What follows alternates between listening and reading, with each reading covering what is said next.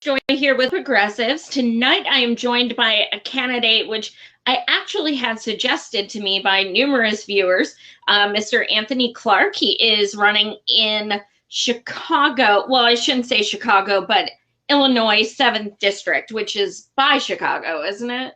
Well, it includes Chicago, the Chicagoland area, and western suburbs. So, with that good old gerrymandering, it's an Oh, yeah. interesting district that spans many communities. Awesome. Well, thank you so much for joining us tonight. No, thank you for having me. I truly appreciate that. I look forward to the interview. Awesome. Well, you actually, you told me a messenger about an hour ago that you were coming from a protest. Right. So it was more so a community gathering. There's so many different events going on, but a good brother of mine, William Calloway, he lives in the South Shore community. He called for, just the community to come together. It was like an hour away, but no question I had to get there. So I jumped on a motorcycle, rode out to support, saw so many wonderful people. So he essentially collaborated with some individuals. They were feeding the community and trying to just disrupt the systemic and pervasive violence that plagues so many of our neighborhoods, and just put out some positive messaging in regards to we cannot wait on the change as community members that we want to see. We have to engage and create the change for ourselves. So it was awesome. And then I just hopped on my motorcycle and got back for this interview. Awesome. So what kind of people did you meet? What's their focus? Because Right. I know campaigning, you always hear the same few answers included in everyone. So what's people's focus this time around? In regards to just overall or today, Yeah. for me, I never look at myself as a politician. I don't consider myself a politician. When I was originally nominated in 2018, that was just based upon the work in the streets, just being boots to the ground as a teacher, as a nonprofit director, as a community organizer. So I tend to focus and surround myself with like-minded individuals. I rarely come in contact. Of course, I meet other politicians or current politicians, incumbents, and so on and so forth. But primarily, I'm focused on individuals that are getting their hands dirty, that are boots to the ground on a daily basis, door knocking, working with the community to further educate and to further empower. So like today, I ran into contact, of course, with Will, good brother in the streets grinding. Kofi, he's part of Good Kid. He runs Good Kids Mad City. They're doing tremendous work in the Chicagoland area. So got to talk with him just about the pervasiveness of police violence all the way to we had to start talking about, the legalization of cannabis, which occurs in Illinois in January, how that's going to impact our neighborhood. So it was good. Jamal from, my block, my hood, my city, he's doing a lot of work with youth in the area. So it was good just to engage and just swap ideas and just see how individuals were experiencing this summer, because as we know or should know, our CPD, the Chicago Police Department, they like to claim certain statistics. But our violence essentially increases as the temperatures become hotter. So summer is like a really,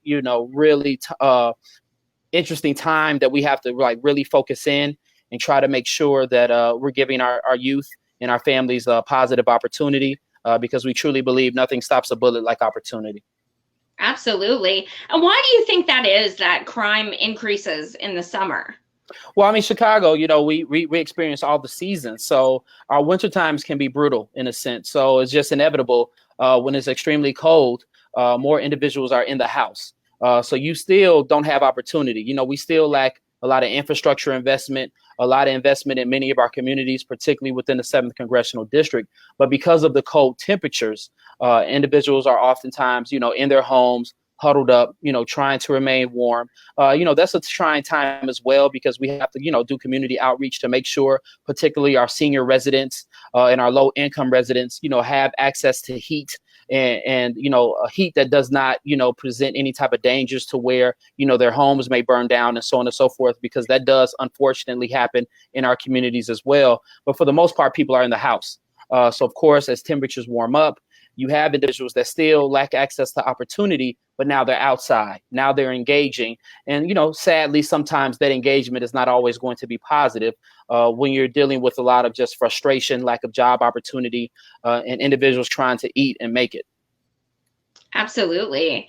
So in your district, what is the as far as cannabis, when they legalize that in January, are people going to then get their records expunged? Is anyone getting out of jail, or is it Right, from that day right. forward? Right. That's a great question. And honestly, I'm doing a lot of work with some wonderful individuals. Shout out to Dom Cornell. He's actually part of our campaign. He does a lot of work in regards to cannabis legislation. Chicago Normal, they're playing a huge role nationally as well as locally. But right now, based upon the legislation, anybody who was convicted of a crime with 30 grams or under is going to be an automatic expungement.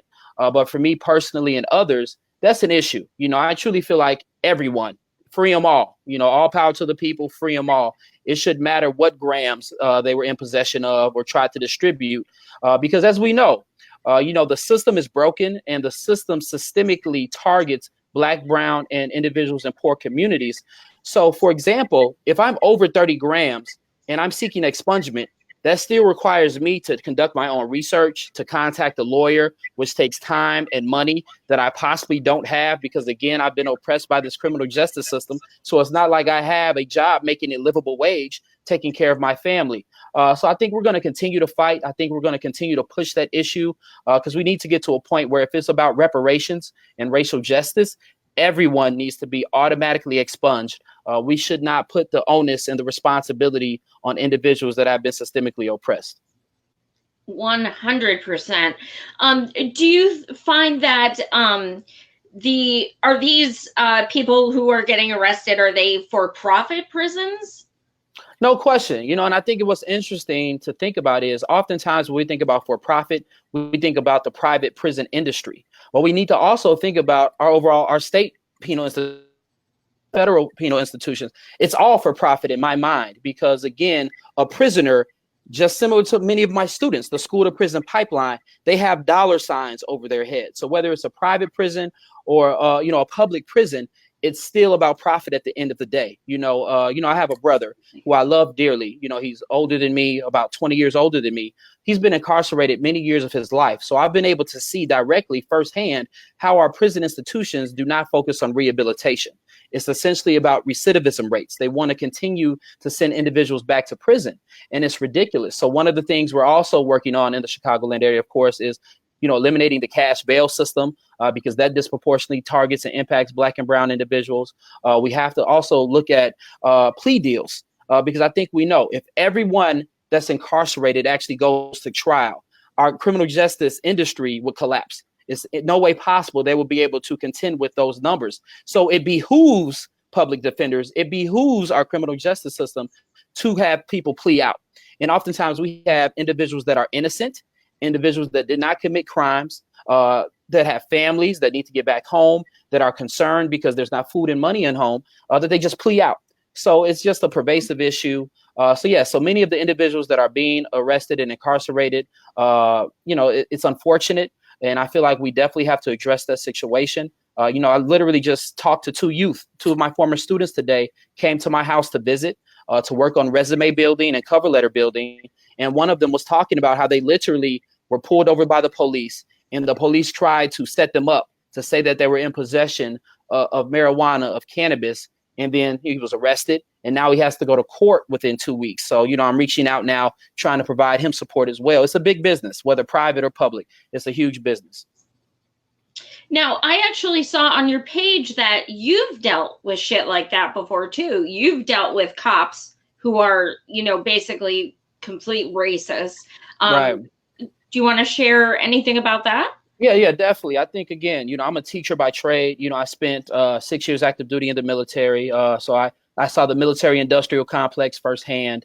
But as early as 11 years old, I started to have negative interactions with police officers. And I think what's important to understand is it's the overall system.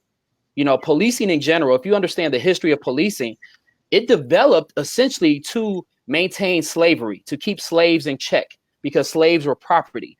And even though slavery ended on June 19th, 1865, slavery in my mind still exists. So essentially our police forces, for the most part, they work for a certain demographic of people like the Black and brown communities that we live amongst and work with. So, you know, I remember being 13 and choked unconscious by a police officer in a park, in a local park, just simply asking why, because he wanted us to leave the park. We weren't doing anything negative, and he choked me out. You know, all other officers had to pull him off of me. So throughout my life, you know, being a teacher, it doesn't matter. You know, however many degrees I have, you know, however, you know, whoever thinks, you know, I'm a leader or whatever they think about me, it doesn't matter. There are many police officers that work within a system that targets Black men, Black women, brown men, Black women, Black trans women. You know, if we want to talk about sex work and a decrim of sex work, that issue is extremely problematic. But again, it's about profit. They lock you up for profit. So yeah, I've always had negative influences and negative interactions with police officers. I'm not against any human being. You know, I don't want any police officer harmed because they're human, but they have to understand if you're an officer and you believe that you are not racist, you are not sexist, so on and so forth, then you need to understand you're still perpetuating a racist and sexist system that uses gun violence, that uses sexual violence, mind you, because too often we don't talk enough about police officers raping women, raping trans women, raping children, and using sexual violence as a form of power as well. But again, you're perpetuating that system. So our good police officers, if they're out there, they have to start calling it out. You know, you have to stand against the very system that exists to oppress. Yeah, absolutely. And it always kills me how you would think, you know, people who say Blue Lives Matter and stuff, why aren't the other cops the ones coming out and condemning the cops? It's always we the people. They're not standing up to them. Maybe that would, you know, kind of give people a little more confidence if actual other cops stood up and said, you were freaking wrong for doing it. No question. No question. Unfortunately, we don't focus on a community policing model where you have officers serving in communities that they're from or that they're stakeholders in or that they truly care about, that they've invested in building relationships with individuals from youth to as they mature into adulthood. It's essentially a militaristic mindset, and it's a us versus them mentality to where the cops essentially are looking at this as a paycheck. And think about it. I mean, whether we're talking about policing, whether we're talking about our inhumane immigration policies that exist, they dehumanize the individuals that they serve. So they're not looking at people in the community as human beings. They're looking at them as animals. They're looking at them as opposition. They're looking at them as the enemy. So anytime you engage in that, what do we expect? So it's a huge issue that needs to be addressed. And I think from the top down, we need to completely deconstruct our policing models. And if we're going to have police, it needs to be 100% community policing model where we have individuals serving in the communities that live in and that they care about. Absolutely. Bernie Sanders a few months ago released, he did legislation to get rid of cash bail, which would be incredible. No other presidential candidate has signed. Why do you think that is? Do you think it is because they are getting money from for-profit prison? I mean, some of them are. Right. You can see it in their FEC filings, but right. What is their trepidation? Yeah, I mean, let's be honest. Of course, I'm not each presidential candidate. What is it, like 50 of them now? You know, so I can't speak for each and every presidential candidate, but I do know oftentimes that individuals don't think. I feel, and I'm going to just speak for myself, that often when we're discussing issues that exist, we don't talk about root causes, if that makes sense. Too often, individuals are just focused on symptoms. A perfect example would be Trump. Of course, Trump is a huge issue. He's a huge issue, but he is a symptom. He is a symptom of a larger root cause issue. And if you just continue to focus on treating symptoms, the sickness remains. So I think Bernie Sanders, and the reason that I support Bernie Sanders is because throughout history, historically and presently, he has pushed for policies and legislations root causes and truly aimed at paradigm shifting and empowering the people. And I think for the most part, the majority of presidential candidates, for whatever reason, don't understand or recognize the nuance that exists, don't identify root causes. And as you mentioned earlier, oftentimes they're benefiting from the system that exists. So there is trepidation, or they're hesitant to truly call it out and speak truth to power and state and look people in the eyes and say, our biggest issue is capitalism built upon and maintained by white supremacists. Absolutely. So have you personally endorsed Bernie? Yes. I personally endorse Bernie. I'm actually part of Illinois for Bernie. Shout out to Shauna East. She runs Illinois for Bernie. We actually have a wonderful event coming up where Cori Bush, my homegirl, she's coming from St. Louis, and she'll be speaking. I'll be speaking, and we have so many wonderful guests. We're leading a lot of Black youth and brown youth. So I'm excited. So again, I said it earlier. Actually, it's funny. We were having a conversation early on Twitter. I think so many individuals, and it's part of our human culture, we get caught up with identity politics, right? You hear oftentimes, oh, Bernie's an old white guy, but if we're truly about changing systems, what's more important? What's being served in regards to the policy, or who's serving it? If that makes sense. So when I tell people I'm supporting Bernie, I'm not supporting Bernie because it's Bernie of who he is as a person. I'm supporting Bernie based upon the policies that he's been fighting for all of his life, because those policies are targeted at helping to systemically empower my demographic and other demographics of people, because at the end of the day, it's a class war. It's the 1% and the 99%. So who's truly trying to 9% and go against that one? Absolutely. And when they do the old white guy thing, it bothers me on a different level, because he's Jewish and he lost his family in the Holocaust. He knows what it's like to be, discriminated against and things like that. So the whole old white guy thing just kind of right, no question. You're absolutely right. And that's very exciting to know that you support him. I was going to ask you, because I see you are in DSA and they endorsed him. One of the things that made me really excited first of all, your website is incredible. I see a lot of candidate websites, and yours has 25 topics. No question. Goes over everything, which no is question. So concise and just really well laid out. So you guys check out his website for sure. I was really impressed. You do have a federal job guarantee on there, which is something we promote all the time. Especially for people getting out of prison, they can get a job. They have no problem. Things like that. Why do you support that?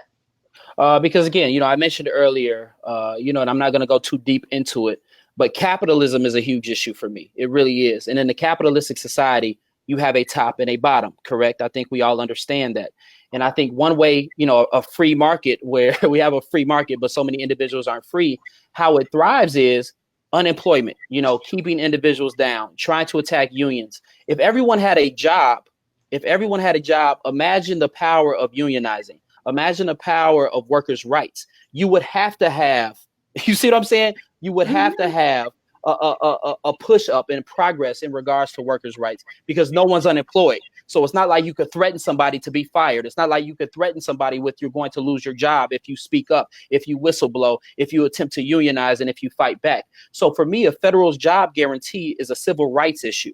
Everyone should be guaranteed a job, because again, in a capitalistic society, they dehumanize purposely to maintain a bottom. And I think a federal job guarantee is an interconnected solution for individuals that are getting out of incarceration, for individuals that are having an issue maintaining employment, finding a livable wage job.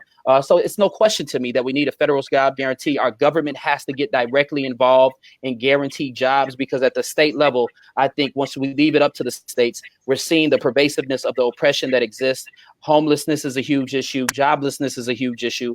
And too often we deal with those damn stigmas that try to put out there, because again, it ties into dehumanizing. Oh, our homeless population, they don't want to work. People working 2 or 3 jobs, they don't want to go to school and get a degree and get a career. Damn that. I was just literally out in tent cities talking to our homeless population, because again, we believe housing is a human right. And when I went to a tent city at 9 a.m. in the morning, a tent city that housed over 30 residents, do you know what we found? 29 residents were at work. They were working. But because they don't make a livable wage, because housing is such an issue in regards to, there's no rent control. So rent is ridiculous at ridiculous rates. We know what mortgage rates are. We know banking and the oppressive nature of our banking system, how they have predatory loans and so on and so forth. But they were at work. And yet and still, when they get off work, they have to come home and live in a damn tent because of how our society is structured. So no question, we're going to fight tooth and nail, and we're giving everything we have for housing as a human right, a federal job guarantee, single payer healthcare, Green New Deal. We could go on and on, seriously, but it's too important, and the issues are interconnected. Absolutely. I watched your live stream from, I want to say it was yesterday, where you were out with your friend and you were going, looking around the tents and stuff, and you were like, these look empty. That's heartbreaking. It really is. It's heartbreaking anyone would be out there, but the fact that these people actually do have a job. So the stigma is just incredible. One of the things about housing, I don't know if you saw a few days ago, Elizabeth Warren came out with this, I have a plan, she came out with this legislation that states that she would bring down the cost of rent 10% within 10 years. What can I even say about that? Again, I'm not attacking Elizabeth Warren. Do I support her directly? No, I'm supporting Bernie. I wish Elizabeth Warren well. But how is bringing down rent 10% with over 10 years? How is that helping anyone? Because again, if we understand the issue with minimum wage is not tied to inflation. That continues to be a pervasive issue. Within 10 years, if say you bring down rent 10%, so I don't know, I'm not a math whiz here, but you bring down rent $500, but yet and still in 10 years, inflation continues to occur. So many issues continue to occur. That's not even putting a dent into what people need to truly afford housing. So no, I think it's just, again, for me, I think that's virtue signaling. I think it's pandering to a certain demographic of people. I don't think that type of legislation or policy changes anything on a systemic. It looks good, it sounds good on paper, but if you put it down and actually enact it, it helps no one. Absolutely. Now, she also talked about how they'd be able to build a bunch of new houses with it. And I know, like in most areas, there already are a bunch of apartments and houses. People can't afford them. There's so many vacant homes, so many vacant buildings, so many vacant lots that aren't affordable due to, again, capitalistic society built upon white supremacy, in which our banking system is predatory and purposely targets Black and brown and poor communities. Absolutely. Do you support a cap on rents? Yeah. So we're working with, shout out to Pilsen Alliance. Shout out to 25th Ward IPO. Shout out to so many wonderful aldermen throughout our area. Byron Cinco Lopez, Andre Vasquez, Matt Martin. I could go on and on. There's so many wonderful individuals right now working with organizations within the community, because right now we have a ban on rent control within Illinois. So there's so many individuals trying to fight to lift that ban because it's a pervasive issue. It ties directly in, and it's interconnected to gentrification. It's interconnected to so many individuals. Illinois is actually a state that is either 1, 2, or 3 within the last 3 years of individuals moving out of the state. And Chicago leads in individuals moving out of the city due to a lack of affordability. So I definitely believe, again, we have to attack big banks. We have to go directly at Wall Street. We have to attack, banking practices, and we definitely have to put a cap on, I believe, our rents, because it's just it's disproportionate, and it's been out of control, and it continues to get out of control to where I'm literally talking to individuals that have jobs, that are going to school, and they're looking at studio apartments in Chicago that are like $1,500, $1,600, $1,700, $1,800 for a studio. No washer or dryer, no amenities. You're paying $1,800 for a studio apartment. And I think that's ridiculous. Wow.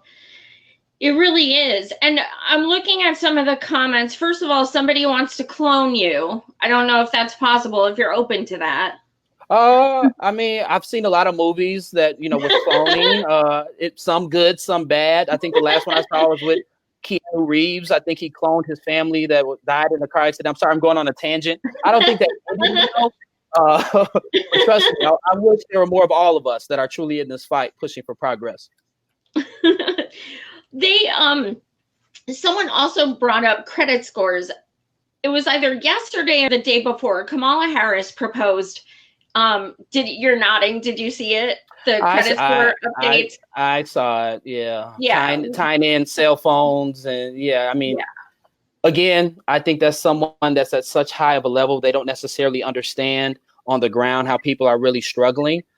Because in our society, I miss cell phone payments. Like I've been late to T-Mobile and they've been calling me repeatedly. I've missed some of these payments that she's trying to tie into our credit score. So I don't look at that as a positive. I actually look at that as a negative. Honestly, I'm at the point to where think about how our credit scores, how it's by essentially, I think this oppression is by design. And think about how our credit scores essentially enslave us. If you think about it, how so many of us go throughout life, they tell us you have to have a perfect credit score. You have to have good credit to obtain property, to, obtain life, liberty, pursuit of happiness, your white picket fence with your dog. And so many of us are just living lives unhappily because we're trying to maintain that 650, that 735, that 750. I can't be late, but then we don't have food on the table because Sally Mae's calling. Then we can have food on the table because FICO has an issue with a non-payment. It's ridiculous. So I think we need to break the shackles. I don't agree with that legislation at all. I think because for most of us, it's not just rent or mortgages that we're having issues with. We're also having issues with our cell phone bills. yeah. We're also having issues with our rent payments, our car notes. So it's a pervasive issue. So no, I don't support that legislation. Right. Let's see. Okay, we got a supporter that says she wishes you were in District 3. Okay, you got some fans. This is awesome. Well, you know what? Oh, no, shout out to that supporter. And I think, one thing I try to tell people and one thing that we engage with on a local level, because I'm a teacher, I run a nonprofit, co-own over a small business. And of course, now I'm running for a political office. Even though I may not be in your district, the importance of building, physical and metaphorical bridges between communities is extremely important. So even if I'm not in the third, I still want to support the third because the issues I'm facing and fighting against and we're fighting against in the seventh are similar, most likely within the third district, and so on and so forth. So we have to focus and support each other because look at how 4 wonderful women that are in Congress right now. I think I know who we're talking about, who Nancy Pelosi is constantly trying to attack and talk down to. It only took 4 right now to rock the boat and truly push this paradigm and truly so imagine if we get 5, imagine if we get 6, 7, and we just continue to build. It's empowering, to think about. So I'm hoping, that support in the third. I love you. I love everyone. Holler at me in the 7th. Come walk with me in the 7th, and I'll come walk with you in the 3rd, because I guarantee you we're fighting the same issues, and building a bridge will be beneficial to all of us. Absolutely. You also talk about getting money out of politics, which is pretty much you're not a progressive if you don't. So correct. Yeah, I don't see how. I mean, again, I know some people look at me and they say, oh, this guy's pretty radical. But I'm speaking truth. I'm speaking my truth to power. I honestly at times look at the Democratic and Republican Party as 2 sides of the same coin. They both benefit from white supremacy. They both benefit from capitalism. I think it's damn impossible for you to say that you truly represent the people and truly care about the empowerment of the people if you're influenced by corporations. Take the incumbent in the 7th Congressional District who throughout decades has tried to cloak himself in progressivism, but yet you take pharmaceutical money, yet you take corporate money, and yet you're not out here door knocking on a daily basis and phone banking on a daily basis like we are, making connections with voters because we truly care. And mind you, after we win, because that's what you should do as a real representative of the people. We are 100% people powered. So we have to overturn Citizens United. We have to get money out of politics because it's a huge issue. If you look at gun violence, if you look at the inability to since gun reform, it's about money. It's about the influence of lobbying. If the climate, I remember being a shorty watching Captain Planet. I was a huge fan of Captain Planet and the Planeteers. I remember Al Gore speaking on these issues long ago. And yet here we are facing an existential crisis where we have about 12 or 10 years left.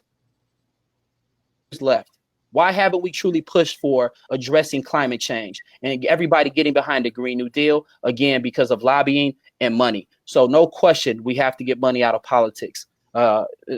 It's a no-brainer. Absolutely. As far as the environment, what are some of the aspects that you're most concentrated on? Yeah, definitely. I think for me, again, I'm an individual that focuses on, I love everyone, fight for everybody, believe in intersectionality. But I think for me, somebody who was born in the hood, moved to a more affluent community. Early on, I saw how I had asthma when I was born. I had serious asthmatic problems, had to be hooked to machines, was constantly rushed to the emergency room. And literally, I'm not kidding you, literally changing the area code and the zip code, just a couple miles, my asthma disappeared. So from an early age, I'm not a scientist. I'm not saying I have factual evidence and a brief to present to you. But early on, I started to make those connections. How Black and brown and poor communities, we're only producing maybe 10 to 12% of pollution, but yet we're impacted by like 40, 50 to 60% of the pollution overall. And if you look at the lead in our waters, our children are intaking lead, how that impacts them. If you look at the food deserts in our communities, to where individuals have to go to corner stores and they have to eat processed foods, they don't have access, to fruit and vegetables, fresh produce. It's a huge issue, and it's interconnected. And of course, tying it back to the jobs guarantee, when we push for a Green New Deal, how that's going to positively impact employment. So overall, that's one thing I'm focused on, just the disproportionality of how Black and brown and poor communities are negatively impacted by pollution creation. We truly have to address that issue, and we truly have to look for engaging in how can we truly help our youth? How can we truly help our families with jobs, with their health, and with food access? Absolutely. You also talk about Medicare for all. Why is that on your platform? Yeah, I mean, I think it's clear. Single payer healthcare, is extremely important. I don't think the ACA, of course, went far enough. Yes, 20 more million individuals were able to obtain healthcare, but we still have millions of individuals without it. I think healthcare should be a human right. We should not be privatizing health. We should not be monopolizing and profiting off of someone's health. So for me, think disproportionately, again, how Black, brown, and poor communities, if you want to talk about, Medicare and Medicaid, whether you're 65 collecting Social Security or you're under that poverty line, disproportionately, we're still targeted. Disproportionately, we're still at the bottom end to where we're struggling to pay for services. And the ACA is not perfect. It does not cover everything. And so many people are falling out. So for me, single payer is the only option. It's the only answer, because if we're healthy, that also impacts our workforce. That also impacts our society and gets more people out there working, gets more people out there thriving. And that helps everything overall as an interconnected issue. So again, I know a lot of people are trying to push public option. Damn that, because again, option within this capitalistic free market society still means competition, and competition, when you have oppressed individuals, never works out for us. So it's single payer healthcare or nothing in my mind. Pathways to Medicare. Right, exactly. Access. Exactly. Right. Essentially, They want you to politely knock on the door in decades. And I'm like, nah, we're good. We're going to kick the door down and we're going to walk over you if we have to, for the empowerment of all people. Absolutely. It's interesting. I interviewed a gentleman from the UK on here, and he has everything we're trying to get. Mm-hmm. And he's like, all my friends love Bernie. They don't understand why he's like the outsider pushing these things. We don't understand why you don't have them. You're richer than us. Right. And we've had them since the 40s. Right. And other countries just can't even comprehend why we don't have these things. Yeah, America's obsessed with competition and individualism. And individualism works if you're at the top, if you're part of, that 1% class, or if you're overall part of a class of individuals that are not oppressed. But we have to think as a collective. And I don't think we necessarily understand that. I think many of us are, I don't want to say brainwashed, but we get caught up in that mindset of, well, I'm going to work 20, 30 years and I'm going to become rich. I'm going to become that 1%. That's never going to happen for the most of us. Mm-hmm. It's by design never going to happen. So instead of trying to obtain to be the 1% and oppress others, let's embrace the 99% because it's a class issue, as Fred Hampton and the Black Panther Party often said, and let's attack the 1%. Because for me, I'm a disabled veteran. I have PTSD. I was shot in 2007. My best friend was shot in front of me. I also have what's known as Behçet's disease. So thankfully, I have my medical card now, my medical cannabis card. Cannabis has been a godsend to me. Thank you. Smoke it if you got it. But seriously, though, So the medication that I take, thankfully I get it for free as a disabled veteran. But I realized I was sitting back and I was looking at the cost. I take Remicade, I've taken prednisone, I've taken Inflexum.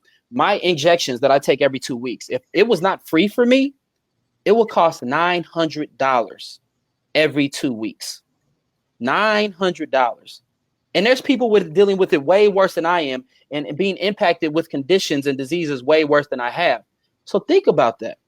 How can people live when you essentially are getting to the point where we have people making decisions on, do I pay for my insulin, or do I pay rent, or do I pay for food? It's inhumane. It's ridiculous. But we're at that point now. And that's why, again, I think it's an ideological war. And that's why we need fighters in office. That's why we need fighters running. That's why we need fighters, boots to the ground, really fighting and pushing for change, because it's that serious. Absolutely. As a veteran, what is your feeling on, how Iran, Saudi Arabia, like there's a lot of scary shit going on right now, a lot of threats and taunts. What's that like as a veteran? There's so many, and shout out to veterans across the world. I'm fighting for, of course, veterans' rights. So many come home and are homeless, lack job opportunities, are impacted by mental health. I myself am extremely hoping about my mental health walk. I go to therapy every week, every month, of course, as well as, receiving my medical cannabis card. So shout out to all the veterans out there. But for me, it was eye-opening. I didn't honestly enter into the military because I'm like, oh my goodness, and I'm a patriot and I want to, so on and so forth. I entered because I needed to get away from a negative influence and within my community, and I wanted to get school paid for because my parents had done so much for me. Shout out to Ron and Blanche, love you both. They worked so very hard for me throughout their lives, sacrificed so much, but I didn't want to put that burden on paying for my education on them. So that's why I entered into the military. But once I entered, it was eye-opening for me to see that industrial complex firsthand. How it's just fraud, waste, and abuse. Like we waste millions and billions of dollars on basically warmongering and destabilizing other countries for nothing more than profit. We're entering wars that we do not need to enter into.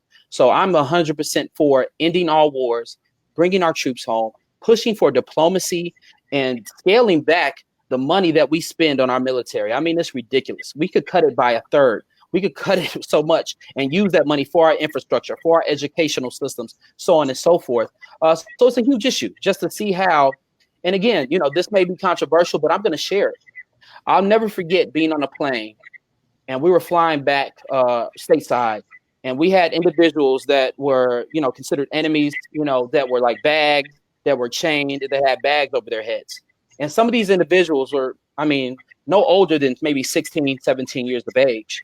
And I'm thinking to myself, if I grew up to where they grew up, and if they grew up where I grew up, one person's patriot is another person's terrorist. You see what I'm saying? Absolutely. They are not my enemy. Like Muhammad Ali once said, like they don't have an issue with me. They are not my enemy. But again, so many allow propaganda. Why did we enter Iraq? We're allowing leaders to make decisions that kill millions of people, and then they just say, oh, my bad. Oh, my bad. I made a mistake. Your mistake has led to millions and millions of deaths. It's ridiculous. So I'm 100% against war. I feel like we need to always push for diplomacy first. We need to defund our military. We need to scale that back at least by a third and, divert that money and reallocate that money to things that are actually important to empowering our community and our society, because true patriotism is not killing people. True patriotism is not destabilization and war. Yeah, that's definitely one of the biggest concerns is, all of these. Well, they just voted for the military, for Trump's military budget for the third time. Bernie's the only person who voted no all three times. They actually gave him more money than he was asking for, which is really scary.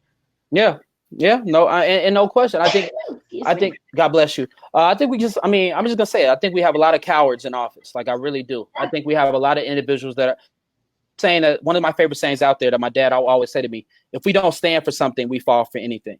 And I think people across this country need to really look at their representation, whether statewide or federally, and ask themselves, what does my representative truly stand for?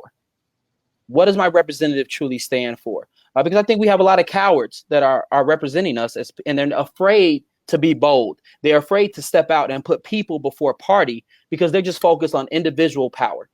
They're focused on, if I maintain party and I'm a yes person, I'm good to go. I just need to go party line and I'll be good. I'll ride this out. I have my congressional pension, and, after I retire, I'll go to the private sector and make millions of dollars and so on and so forth. That's bullshit to me. That's utter bullshit to me. If it's not about the people, then what it's about. So again, I just feel like we need to speak truth to power. We truly need to take a stand and say what it is. And it's about profit at the end of the day. Why is Trump right now in his administration trying to enter Iran? It's about profit. Why are they pushing propaganda and lying to us, trying to justify entering Iran and getting into a war with Iran? It's about profit.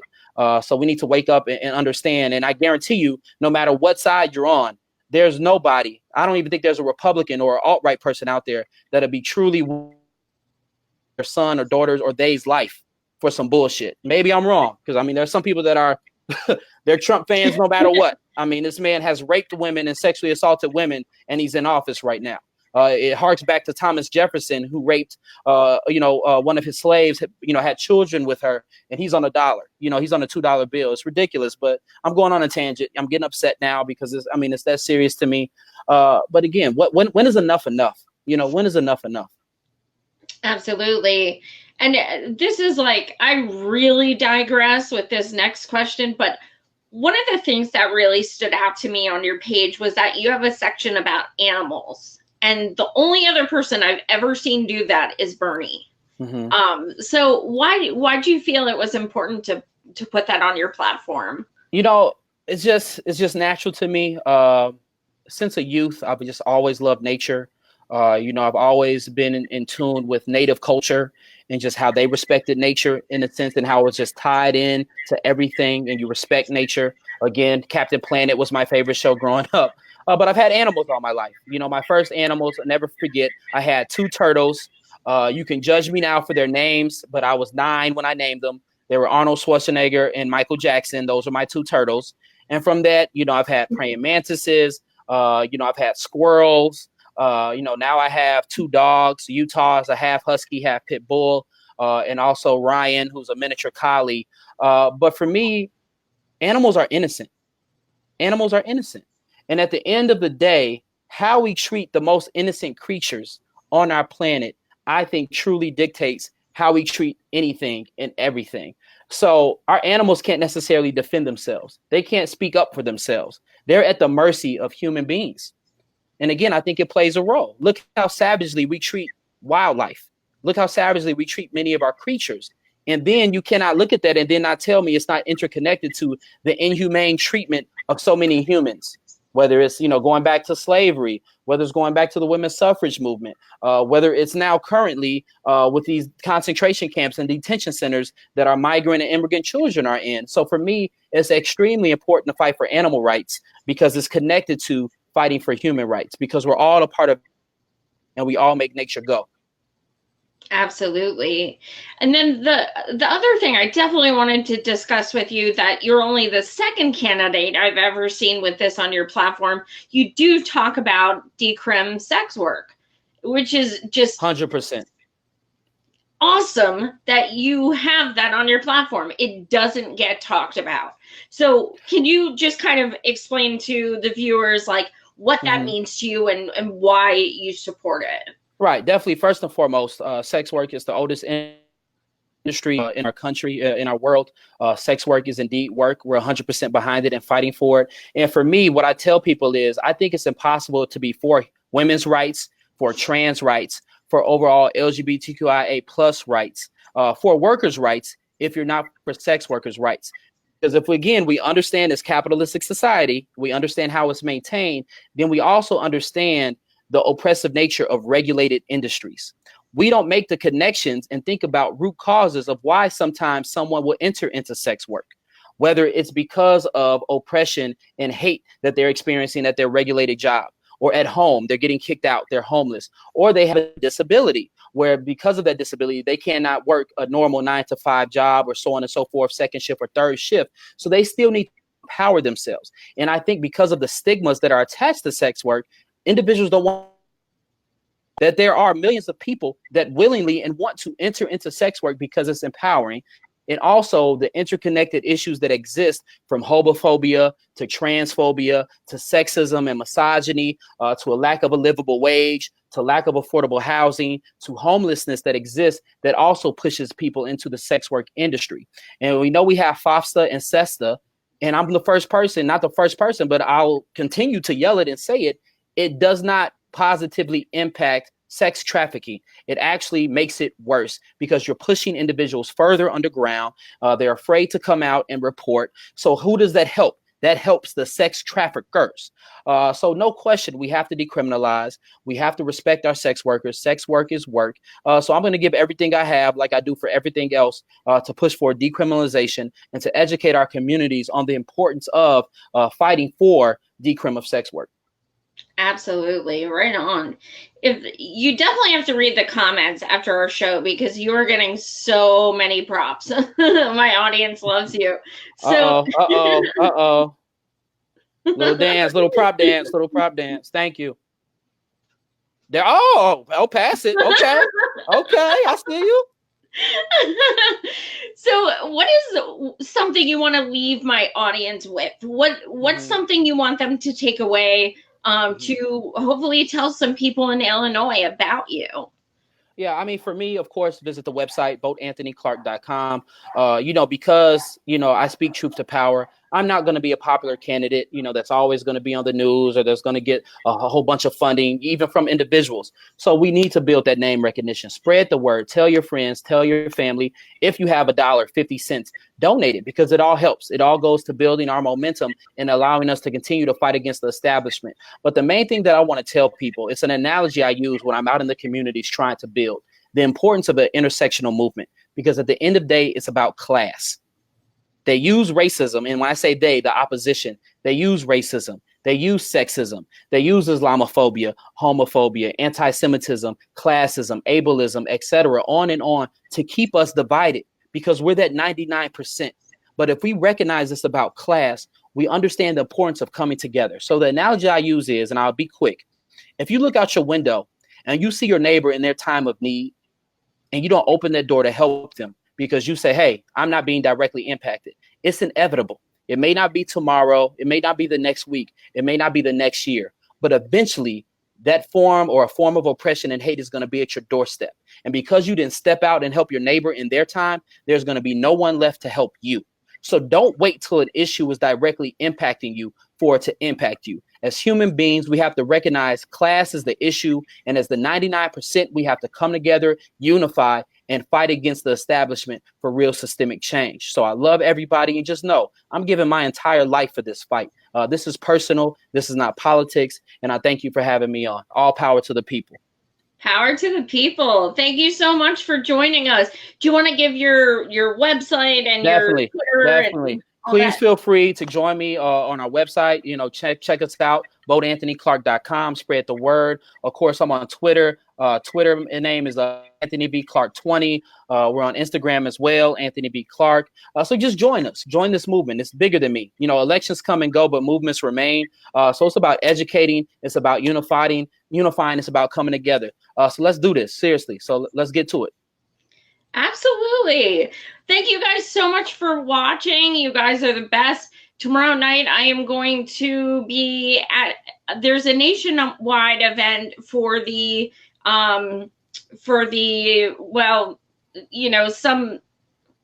it depends how you want to say it. Some people kind of freaked out on me for saying the concentration camps, but the kids who are, being held right now. And in concentration camps, I'll say it. In concentration camps. Yeah, that's kind of what it is. So, but in any case, there's a nationwide event going on tomorrow night, which is a protest and a candlelight vigil. I co-organized one in Harrisburg, Pennsylvania. So I'll be there tomorrow night at 7 to 10. We'll be marching, and I have insane speakers lined up, like I have 2 Muslim immigrant friends. I have a gentleman who's an immigrant from Costa Rica. I have a slam poet. Like, it's going to be incredible. So definitely tune in from 7 to 10 tomorrow night. But thank you guys again for watching. Oh, yes. And Ro Khanna is coming back for the 4th time next week. So I'll keep you guys posted with that. So thanks again, Anthony. You're awesome. Thank you so much. You're awesome. Really enjoyed myself. If Ro's been on 4 times, you at least need to have your boy on like 2 more times. 2 more times. So I look forward to the future being back on. Absolutely. Hey, absolutely. No, but thank you for everyone listening. I love everybody, and just know we're out here fighting. So let's do it. Awesome. Much love. Much love. Good night. Take care, everyone. Take care.